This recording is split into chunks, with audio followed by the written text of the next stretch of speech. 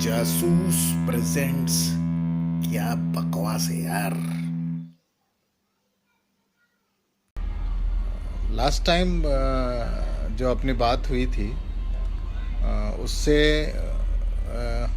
बहुत सारे रेस्पॉन्सेस ऐसे निकल के आए कि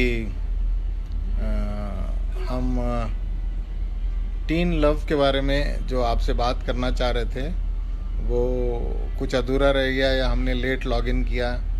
सो we'll take questions on teen love as well as teen ego today, so that there are a lot of issues that all of us are aware of about teens, and those issues need to be sorted out. The parents who have questions on these issues should ask questions on this platform, or even privately is possible. You can post your questions later.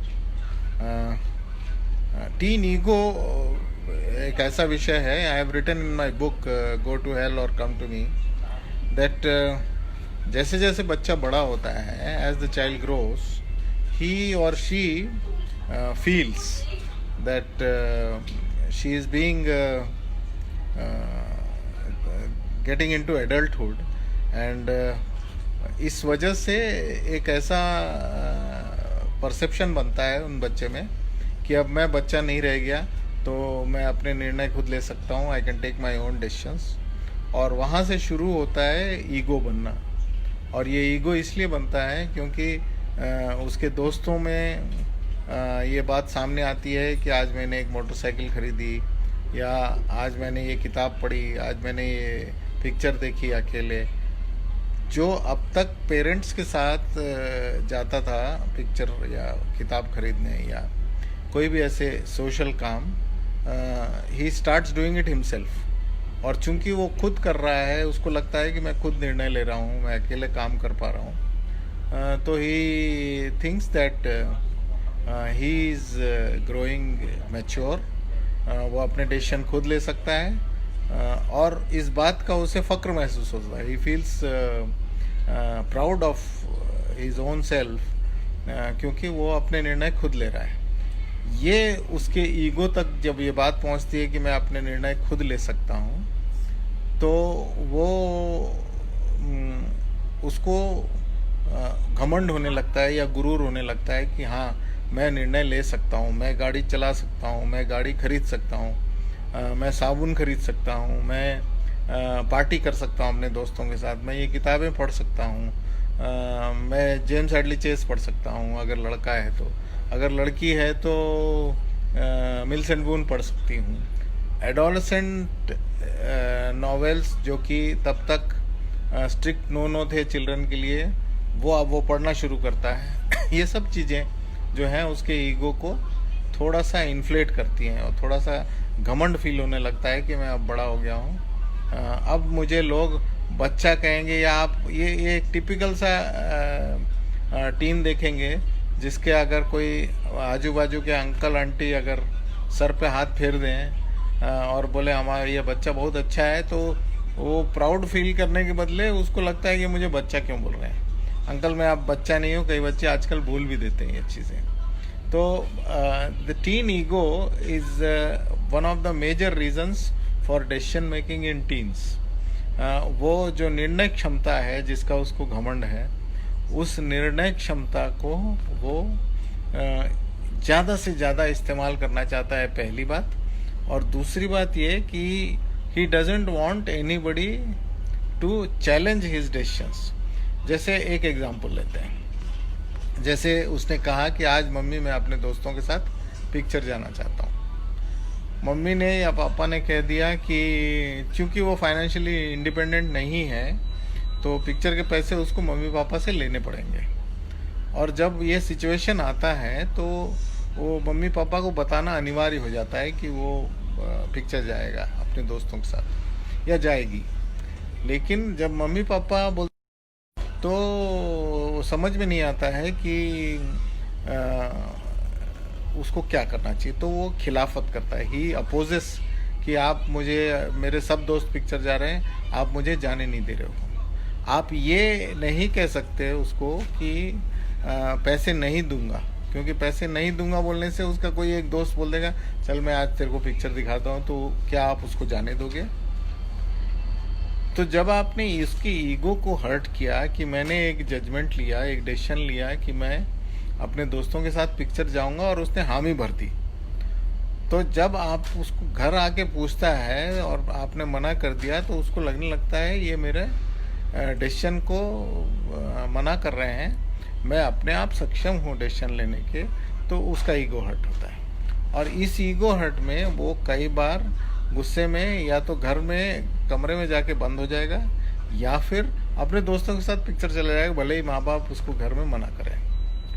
अगर मान लीजिए वो चला जाता है और आने के बाद में आपने कुछ नहीं कहा तो उसकी आदत बन सकती है वो।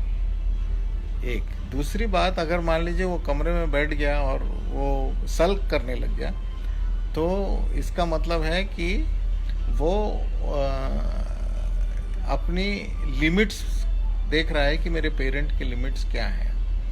ये जो दिशा है या दशा है टीनेजर की, जब वो अपने पेरेंट की लिमिट्स को चैलेंज करता है और देखता है कि पेरेंट कहाँ तक जा सकता है उसको खुश करने के लिए, वो उस समय पेरेंट्स को ज़रूरत है कि थोड़ा सा केयरफुल रहें। क्योंकि मान लीजिए उसके पास साइकिल है, उसके कोई दोस्तों ने मोटरसाइकिल खरीद के ब्रांड न्यू मोटरसाइकिल में स्कूल आए और हीरोगिरी दिखाया उन्होंने इसका भी, और इसको बोलता है अरे तू भी ले ले, अच्छा है ये मोटरसाइकिल, तो ये घर आके बोलता है मम्मी मुझे मोटरसाइकिल चाहिए। यूजुअली अगर लड़का है तो वो मम्मी के थ्रू इस तरह की बात करता है, और लड़की है तो भी मम्मी के थ्रू ही बात करती है, या पापा के कोई ऐसा मोमेंट देखती है जब वो अच्छे मूड में है और वो बता देते हैं। तो जब वो इस तरह की बात करते हैं तो पापा या मम्मी को ये पता रहता है कि हम अफोर्ड कर सकते हैं कि नहीं, और अफोर्ड अगर कर सकते हैं तो कितना सेफ है बच्चों को देना, क्या उसकी उम्र 18 साल है या नहीं है,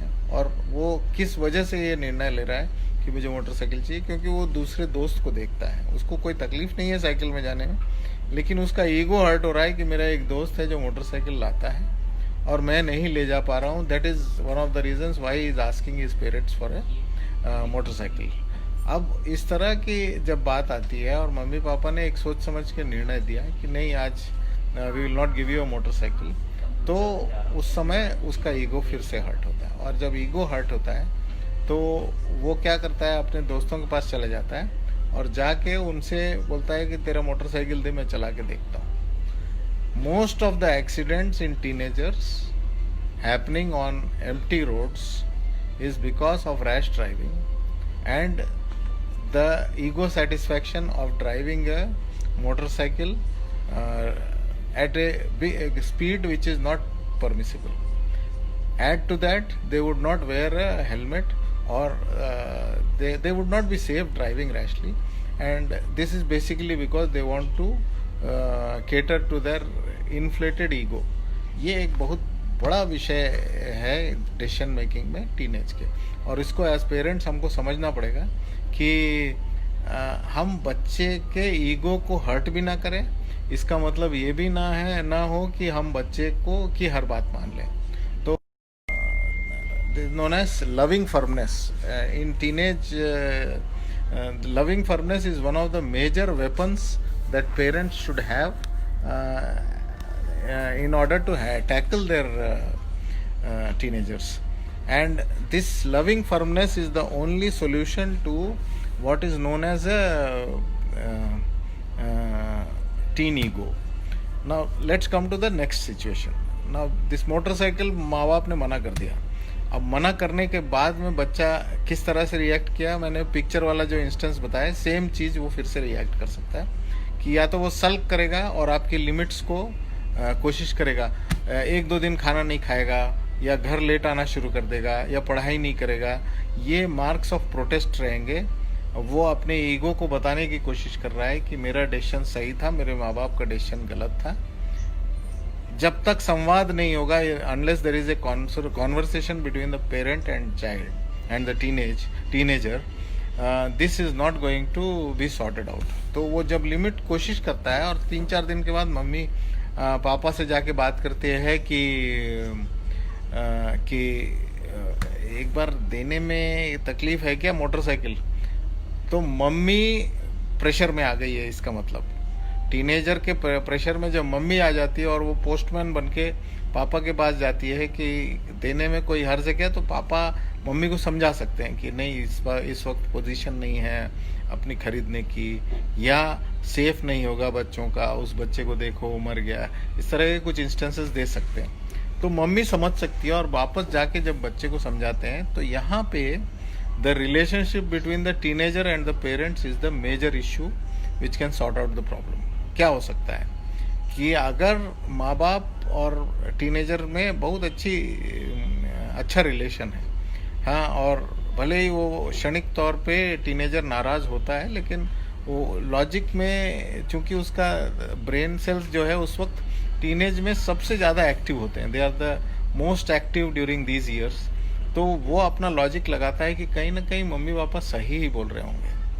अगर रिलेशन अच्छा है तो बच्चा सोचने पे मजबूर हो जाता है कि मेरे मम्मी पापा जो मुझे बोल रहे हैं, हाँ, चूंकि मेरे पिछले 16-17 साल में इन्होंने इतना ध्यान दिया मेरा, तो कहीं ना कहीं ये जो बोल रहे हैं ये सही होगा। तो उसके ईगो को वो एक बार साइड में रखता है और समझने की कोशिश करता है कि माँ बाप क्या कर रहे हैं।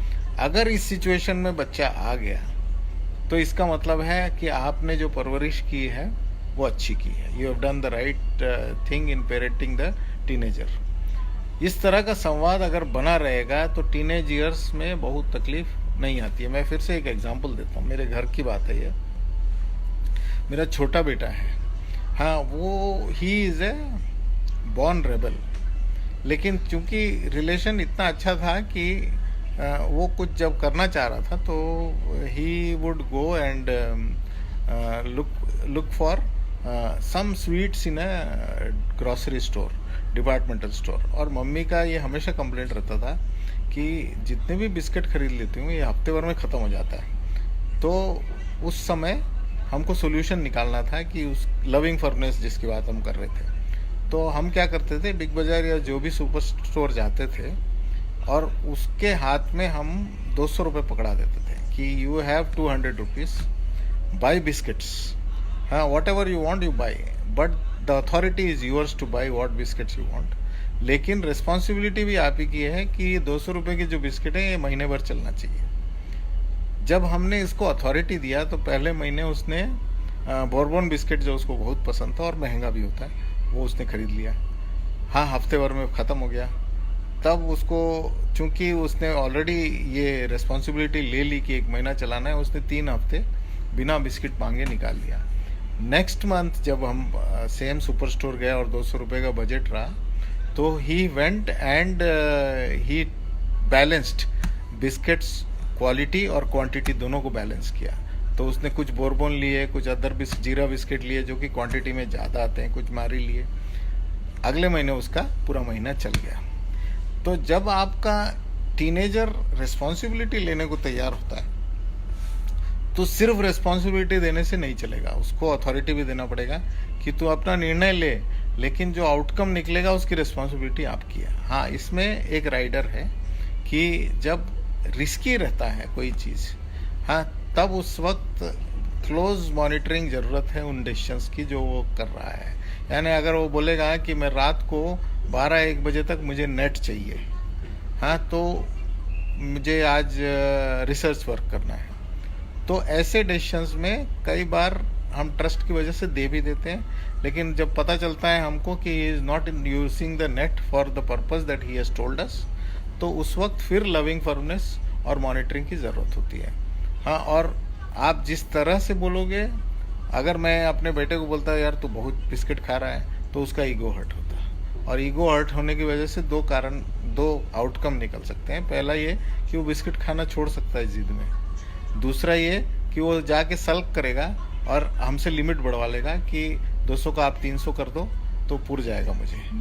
दोनों केस में उसने रिस्पॉन्सिबिलिटी नहीं ली है, क्योंकि आपने उसको रिस्पॉन्सिबिलिटी लेने नहीं दी। आपने उसको डांटा और बोला कि आप 200 रुपये का बिस्किट खा रहे हो, उसका ईगो हर्ट हुआ, उसने रिस्पॉन्सिबिलिटी छोड़ दी, अथॉरिटी भी छोड़ दी, मुझे नहीं चाहिए कुछ भी, मैं बिस्किट ही नहीं खाऊंगा, या खाऊंगा तो तब खाऊंगा जब आप 200 का 300 करोगे बजट। नुकसान किसका हुआ? आपका। तो टीन ईगो को हैंडल करने का बेस्ट तरीका है कि आप उसको कॉन्फिडेंस में लेके you can tell him and you can also give him the responsibility authority. अगर आपका पेरेंटिंग सही हुआ है तो कई बार पेरेंट्स को टाइम नहीं मिलता है बच्चों के साथ, तो किस तरह से बच्चा रिस्पॉन्सिबिलिटी लेगा, किस तरह से वो अथॉरिटी को यूज़ करेगा, उसका ट्रस्ट पेरेंट को ही नहीं रहता है। हाँ, तो बच्चे की गलती नहीं है वो, that is the mistake of the parent. But हम क्या करते हैं, पूरे दुनिया के टीनेजर्स की दुहाई दे देते हैं कि भाई इस टीनेज में ऐसा ही होता है। हाँ, और सारे टीनेजर्स ऐसे ही होते हैं, वो गुप्ता अंकल के लड़के को देखो, इसको देखो, उसको देखो, we give 10 examples and then say that you are also becoming like that. लेकिन ultimately the responsibility of anything happening during teenage years is because of lack of care and loving firmness on the part of the parents and nothing else. हाँ, तो हवा बना रखा है हम लोगों ने, कुछ नहीं है। It's a cake walk in case you are friendly with your बच्चे। Now let us come to the teen love part again.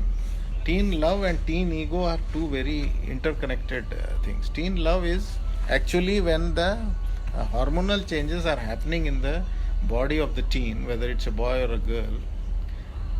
Then there is a possibility that the brain emits certain hormones which directly connect with the heart, and the possibility that he or she falls in love just for the sake of falling in love. Now there might be many reasons for this. एक तो आजू बाजू के लड़के लड़कियां आजकल peer pressure बहुत डालती हैं कि अरे तेरा कोई बॉयफ्रेंड नहीं है, तेरा कोई गर्लफ्रेंड नहीं है। तो ये पीयर प्रेशर रहता है कि इन लोग सबके कोई ना कोई हैं और मेरा कोई नहीं है। ये प्रेशर में बच्चा he tries to show that he is normal, नहीं तो उसको लगने लगता है कि अब नॉर्मल है। अच्छा, कुछ ऐसे इंस्टेंसेस हैं इसमें कि teenager does not share this issues with the parent, जबकि पेरेंट को ये विषयों पे बात करनी चाहिए, और बात करने से इन चीज़ों का हल निकलता है, क्योंकि पेरेंट का अपना एक्सपीरियंस है। Again I will give you an example of a car. Let's say a car is there. Car में 3 चीज़ें बहुत इंपॉर्टेंट होगी।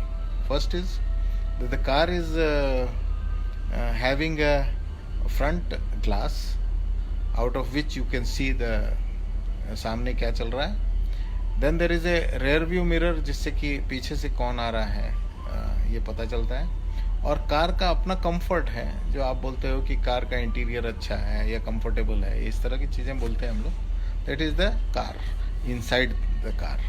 नाउ ये तीनों चीज़ें टीनेज के लाइफ में भी होती हैं। जो सामने कांच देख रहे हैं आप, दैट इज़ हिज फ्यूचर।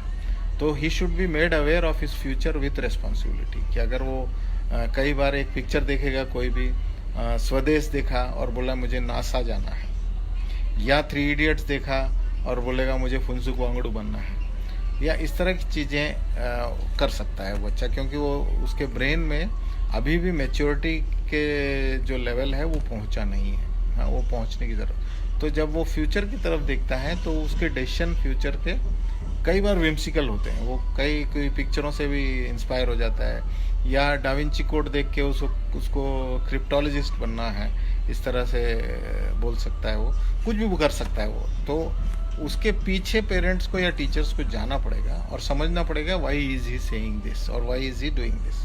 पहली चीज़ ये हो गया। सामने जब कांच में से कार में देखते हैं, that is the teens future. Rear view mirror is where the parents and teachers come in, क्योंकि जब पीछे देखते हैं तो हमको पता चलता है कि गाड़ी कोई बगल पीछे से आ रही है, ओवरटेक करने की कोशिश कर रही है, तो हम अपनी गाड़ी को बचाते हैं, यानी पास्ट है वो। तो हमारा experience as parents and teachers will help the teen to go forward. जैसे गाड़ी आगे बढ़ने के लिए भी रियर व्यू मिरर देखना पड़ता है, तो वहाँ पेरेंट्स और टीचर्स का एक्सपीरियंस काम आता है, एल्डर्स का एक्सपीरियंस काम आता है। और जो प्रेजेंट है वो बच्चा खुद है कि कितना कंफर्टेबल है वो जिस सिचुएशन में है, जिस तरह से कार कितना कंफर्टेबल है हम लोग बोलते हैं, वो प्रेजेंट है। और वो बच्चे की खुद की जिम्मेदारी है कि वो अपने प्रेजेंट को फ्यूचर में अच्छा रहे और पास्ट में पेरेंट्स की सलाह ले। ये किस तरह से गाड़ी को वो बैलेंस करता है, ये सब चीज़ें is what is the major issue in the teenage. Now जब ये तीनों चीज़ें हमने जो गाड़ी की बात की, पास्ट प्रेजेंट फ्यूचर का जो मेल है, when there are love issues in a child, the best person to go to is either the teacher और द पेरेंट। इसलिए टीचर के साथ जो कंफर्ट जोन होना चाहिए, जो मॉडर्न डे स्कूलिंग में होता है, कि teacher is not just a teacher, he और शी इज अ मेंटोर। तो जो घर में नहीं बताना चाहता है, या रिस्पेक्ट की वजह से या डर की वजह से जो घर में नहीं शेयर करना चाहता है, वो एक्चुअली वो पीयर ग्रुप में शेयर करता है, जहाँ चांसेस रहता है कि अगर पीयर ग्रुप बहुत अच्छा नहीं है तो वो गलत तरफ ले जाएंगे। इसलिए एक कोई एल्डर का होना जरूरी है, जो टीचर भी हो सकता है, पेरेंट भी हो सकता है। बेस्ट है कि अगर पेरेंट हो, क्योंकि पेरेंट आपको 15 साल से या 16 साल से देखता हुआ आ रहा है। He knows you better than anybody else, including your teacher. अगर आपका रिलेशन दोस्ती का है तो आपको शेयर कर लेना चाहिए कि मेरा ये है। हाँ, तो पेरेंट भी समझ जाता है, आजकल पेरेंट समझ जाते हैं कि टीनेज में जो अफेयर्स होते हैं they are not long lasting at least, यानी कई बार इन्फैचुएशन होता है, कई बार तो it is not necessary that they might culminate into a long term relationship. ये तो फ्लीटिंग हो सकता है। तो पेरेंट भी, लेकिन पेरेंट की जानकारी में होना इसलिए अच्छा है क्योंकि कल को मान लीजिए कोई ऐसी गलत बात हो जाए या स्कूल से कंप्लेंट आए, तो पेरेंट को कम से कम पता रहता है कि इस तरह की कोई बात थी, तो he would say that I know.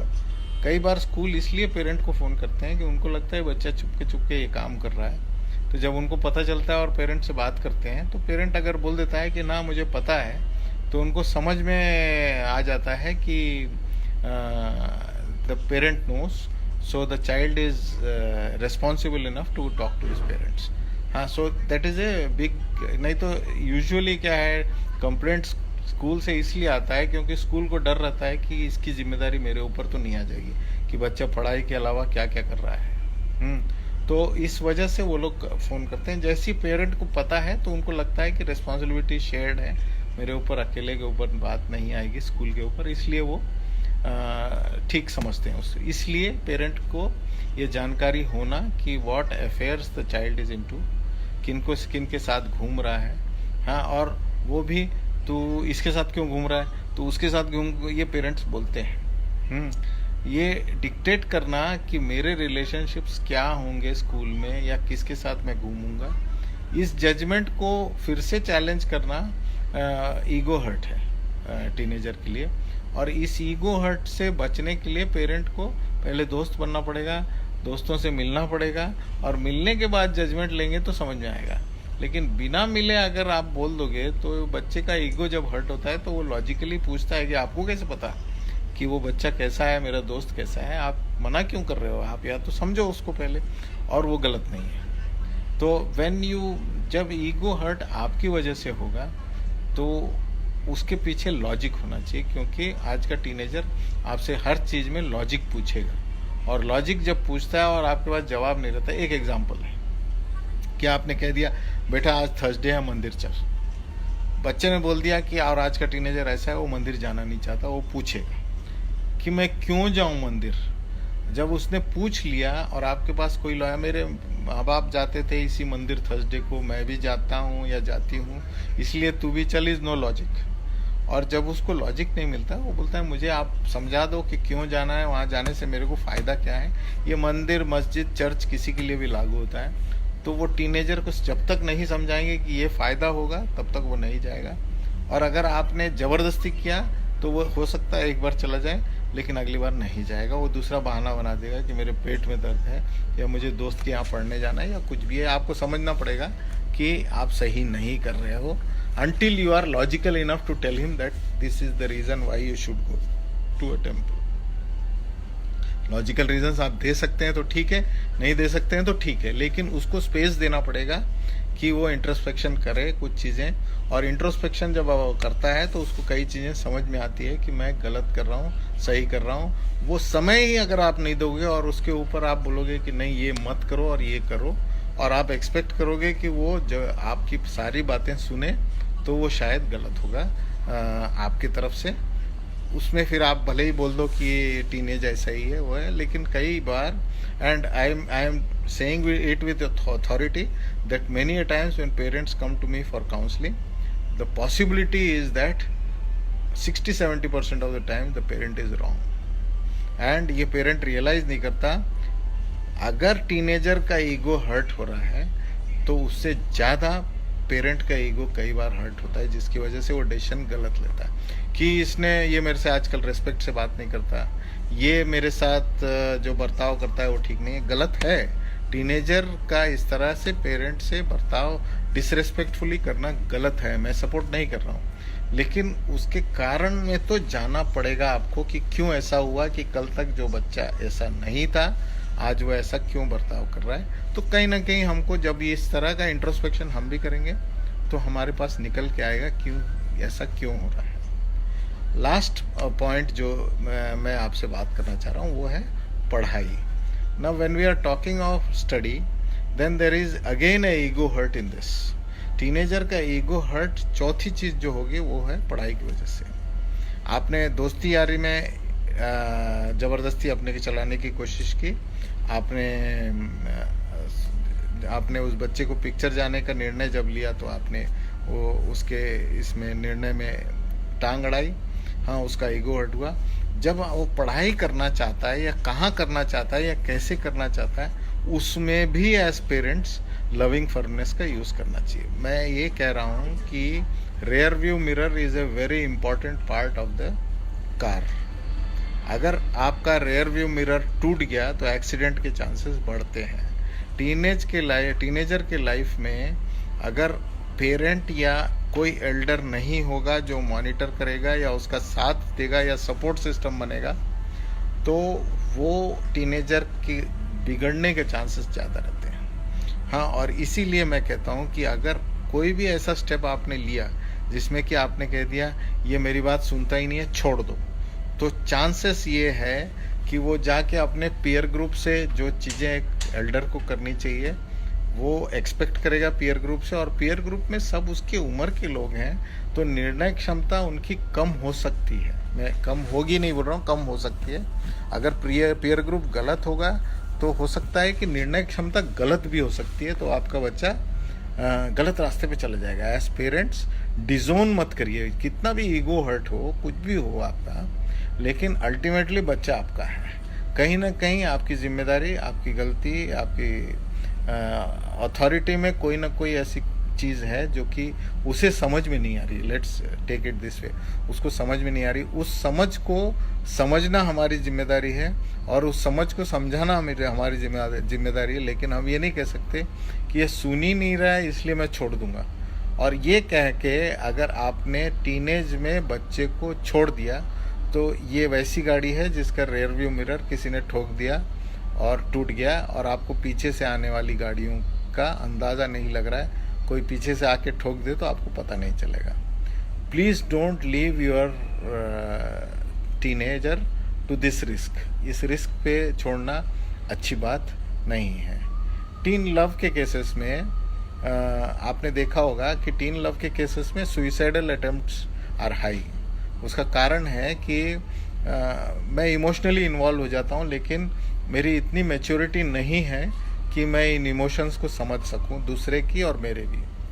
तो जब सामने से रिजेक्शन आता है और आपके पीयर ग्रुप में आपको चिढ़ाना शुरू कर देते हैं आपके साथ के बच्चे कि अरे एक तू क्या है, वो तो पता नहीं दे रही है, ये नहीं है, या किसी लड़के के बारे में भी हो सकता है।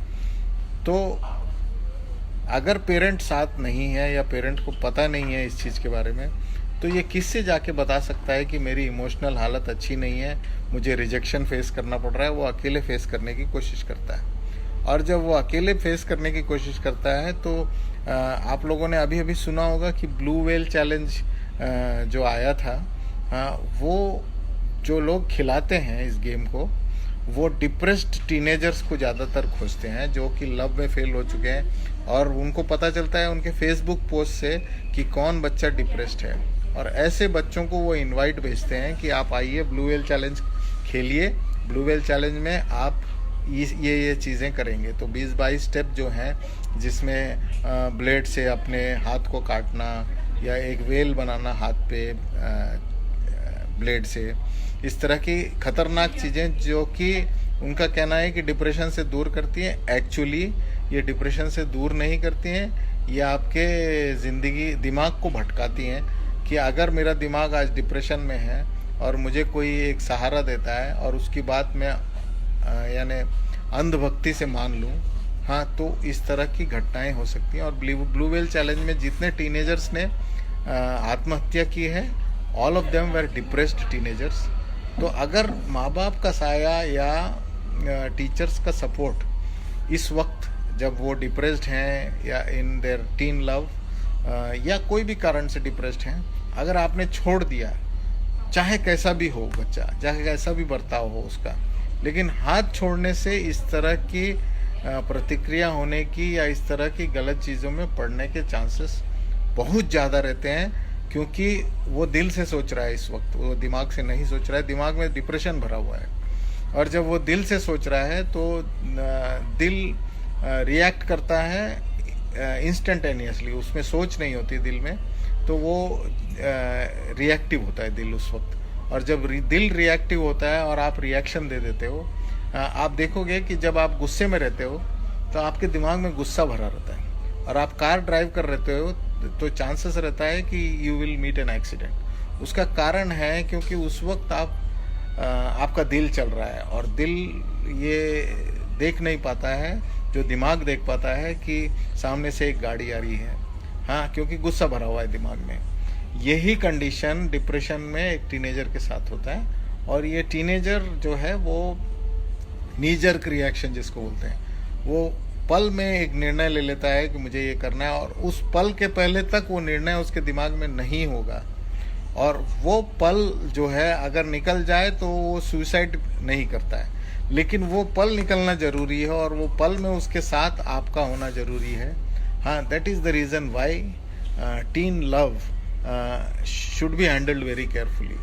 And should be handled very carefully का मतलब ये है कि आपका साथ जरूरी है, बस उसको आइसोलेटेड नहीं लगना चाहिए, उसको ऐसा नहीं लगना चाहिए पूरी दुनिया मेरे खिलाफ है, जो कि लगता है उस वक्त। हाँ, तो डिप्रेशन के टाइम में बेस्ट फ्रेंड्स उसके पेरेंट्स होंगे। हाँ, पीयर ग्रुप अगर अच्छा है तो वो बेस्ट फ्रेंड्स हो सकते हैं, लेकिन इसकी कोई गारंटी नहीं है कि उन्होंने ज़्यादा टाइम बच्चों के साथ बिताना है। Last thing that I would like to say is, जो मेजर गड़बड़ आज मेरे पास आती है वो है teen sleep and teen activity on mobile and laptop. हाँ, टीनेजर आज की तारीख में बहुत ज़्यादा मोबाइल से एडिक्टेड हो गया है, या लैपटॉप से। इंटरनेट बेस्ड क्रियाकलाप जो है उसके बहुत ज़्यादा बढ़ गए हैं। ये कॉन्फ्लिक्ट की वजह है पेरेंट्स के और बच्चों के। ये एक चीज़ है। इसका एक और बाई प्रोडक्ट है, वो ये है कि टीनेजर जो है वो रात को लेट से सो रहा है, तो उसकी नींद की खुराक जो है वो पूरी नहीं हो रही है, और खुराक पूरी नहीं होने की वजह से वो आउट ऑफ कंट्रोल हो जाता है या आउट ऑफ कंसंट्रेशन हो जाता है जब वो सवेरे बिना पूरी नींद के स्कूल जा रहा है। और चूंकि वो बिना पूरी नींद के स्कूल जा रहा है तो वो उसका performance in the classroom teacher के हिसाब से गिरता जा रहा है। और वो गिरने का कारण क्या है, वो स्कूल का कोई रोल होगा नहीं होगा ये टीचर को समझ में नहीं आता है, क्योंकि उसने आज तक कभी पूछा ही नहीं कि तू पूरी नींद किया है कि नहीं। टीचर को अपने किताब, अपने चैप्टर, अपने ब्लैक बोर्ड, अपने चीज़ों से, अटेंडेंस से फुर्सत नहीं है, और टीचर बच्चे को समझने में टाइम थोड़ा लगाते कम है या लगाते नहीं हैं। इस वजह से उनको समझ में नहीं आता है कि ये बच्चे के साथ क्या हो रहा है, जिसकी वजह से इसकी सडनली लर्निंग में क्वालिटी गिरती जा रही है, आउटकम्स की क्वालिटी गिरती जा रही है। टीचर को अगर क्लासरूम में बच्चे को देख के नहीं समझ में आ रहा है कि इसके साथ तकलीफ है, तो वो टीचर, मुझे लगता है कि उसको वापस स्कूल में चला जाना चाहिए पढ़ने के लिए। हाँ, वो अपने प्रॉब्लम्स भूल चुका है, वो जो फेस किया है उसने टीनेज में, क्योंकि टीचर का मेजर काम सिर्फ एकेडमिक कंटेंट पढ़ाना नहीं है, बल्कि टीनेजर को बेहतर समझ के उसको एक मेजर सॉल्यूशन प्रोवाइडर की तरह एक्ट करना ज़रूरी है। और ये हमारा टीचर आज की तारीख में ना ट्रेंड है, ना उसने अपने दिमाग लगाया है कि ये टीनेजर की ये हालत आज क्यों है। वो तुरंत उठा के फ़ोन कंप्लेंट कर देता है या व्हाट्सएप में डाल देता है कि आपके बच्चे के परफॉर्मेंस गिर रहा है। ये तो मुझे भी पता है और आपको भी पता है, आपने क्या स्पेशलिस्ट काम कर दिया। कि मेरे बच्चे का आउटकम जब नंबर गिर रहे हैं या पढ़ाई में इंटरेस्ट कम हो रहा है तो कोई बेवकूफ़ भी बता देगा कि बच्चे का पढ़ाई में से मन उठ रहा है। मुझे चाहिए कि आप एक एक्सपर्ट हो एज ए टीचर, तो आपको मुझे बताना पड़ेगा कि what is the reason that the child's learning outcomes are coming down, और what is the reason that the learning ability of the child is going down, और what is the reason that the child is not performing well in the school or class. And majority of the children do not perform in school well because of the late night waking up habits of the teenagers. And this is a problem that most parents come to me and say कि बच्चा रात को सोने के लिए तैयार नहीं है। अब यहाँ से जो सिचुएशन बनती है वो ये है, माँ बाप ने अपनी जिम्मेदारी पूरी की और बोला कि बेटा सो जा जल्दी से, तेरे को सवेरे उठना है, स्कूल जाना है। हाँ, ये माँ बाप ने कह दिया। बच्चा बोला मम्मी मैं 11 बजे सोऊंगा, सोता 12 बजे है, क्योंकि उसका कमरा अलग है। हाँ, तो यूजुअली उसको लगता है कि मम्मी पापा सो जाएंगे, सोने के बाद मैं 1 घंटा 2 घंटा और कर लूँ तो कोई बात नहीं। कुछ बच्चे अगर स्ट्रेट फॉरवर्ड हैं तो बोलेंगे मम्मी मैं 1 बजे से पहले नहीं सोऊंगा। क्या करेगा? मैं मोबाइल पे कुछ काम करूँगा या जो या चैटिंग करूँगा, जो भी है। अगर खुला है तो वो बोल भी देता है वो मैं सोऊंगा नहीं। पेरेंट का कहना है कि मैं समझा सकता हूँ, मारना नहीं चाहता हूँ मैं, हाँ मैं समझा ही सकता हूँ, लेकिन वो सोएगा नहीं तो मैं ज़बरदस्ती कैसे सुलाऊँ? अगर मैंने ज़बरदस्ती किया तो वो चादर ओढ़ के सो जाएगा, मैं जब लाइट बंद कर देती फिर से ऑन कर देगा। 2 चीज़ें हैं इसमें कि क्या आप मोबाइल के यूज़ को कंट्रोल किए हो या लैपटॉप के यूज़ को कंट्रोल किए हो। हाँ, देयर इज़ ए प्रोटेस्ट, क्योंकि जब शुरुआत में जब आपने ये फ्रीडम दिया उसको कि आप नेट यूज़ करो या मोबाइल यूज़ करो या लैपटॉप यूज़ करो, तो उसने आपकी लिमिट चेक की। जब आपने लिमिट चेक की, उसने लिमिट चेक की कि मम्मी पापा इंटरनेट में यूज़ कर रहा हूँ तो मॉनिटर नहीं कर रहे हैं या मुझे कुछ बोल नहीं रहे हैं, हाँ तब जो है वो अपनी लिमिट सेट करता है और फिर उसको पता चल जाता है यहाँ तक मुझे कोई तकलीफ नहीं आ रही, 11 बजे तक इंटरनेट में कुछ भी करूँ अपने कमरे में कोई कुछ नहीं बोलने वाला है। तो उसने लिमिट सेट की। अगली बार वो कोशिश करेगा हायर लिमिट कि 11:30 बजे तक जगता हूँ तो देखते हैं क्या बोलते हैं। 11:30 जब वो करता है और आपने तब भी कुछ नहीं बोला कि आधा ही घंटा है, एक ही दिन होगा ऐसा, तो उसने लिमिट 11:30 की सेट की, फिर 12, फिर 1, इस तरह से। तो कहीं ना कहीं शुरुआत में जब आपने लविंग फर्मनेस नहीं दिखाई, हाँ ना नहीं बोला, तो उसने अपनी लिमिट बढ़ा दी और वो करता रहेगा हर चीज़ में, नॉट जस्ट दिस। दूसरी चीज़, जब आपने मान लीजिए कि आपने कहा कि नहीं मैं इंटरनेट देना नहीं चाहती हूँ, तो ही विल, जो हम लोगों ने पहला डिस्कस किया कि ही विल सल्क, हाँ, और रेबल, दोनों चीज़ों में वो चाहेगा कि मेरी ज़िद पूरी हो, मेरा ईगो हर्ट ना हो, मेरा ईगो सेटिस्फैक्शन हो, और आप मुझे वो चीज़ दो जो मैं मांग रहा हूँ। आपने शुरुआत में चूंकि नहीं बोला, बीच में अगर आप नहीं बोलोगे तो आप तकलीफ में रहोगे, एफर्ट ज़्यादा लगेगा। बच्चों की इस कश्मकश में the teen ego issues that we are talking of, the children today have learnt to use mobiles and laptops without limits. So again, this is a starting problem that we've had in controlling them, and now we want to control after the habit has formed in their minds. Let's come back to what we were saying. There is a conflict in the teenager. He says 2 things. One, कि I need only 6 hours of sleep. Doctor prescribes in their formative teen years that he should have 8 hours of sleep.